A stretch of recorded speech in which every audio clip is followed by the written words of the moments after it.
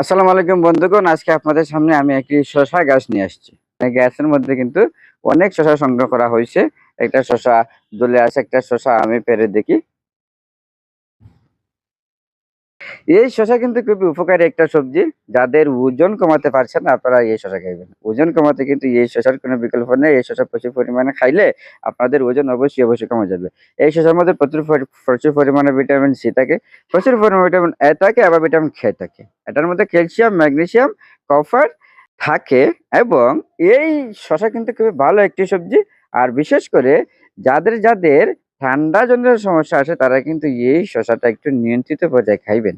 আর বিশেষ করে শীতের দিনে মানুষ এই শসা এমনি কম খায়। আর এমন কোনো জায়গা নেই এই শসার সালাদ কোথাও ব্যবহার হয় না। এই সবচেয়ে বেশি কিন্তু ব্যবহার হয় এই শসার সালাদ। আপনাদের যাদের বাড়িতে শাকসবজি করার জায়গা আছে, যেকোনো ধরনের শাকসবজি ফলান না কেন, আপনারা এই শসা চাষ করবেন। এই শসা চাষ করলে সবজি হিসাবে ব্যবহার করতে পারবেন, নিজের শরীরের উপকার হবে।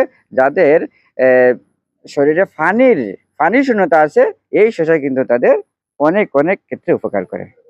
ধন্যবাদ সকলকে। ভালো থাকুন।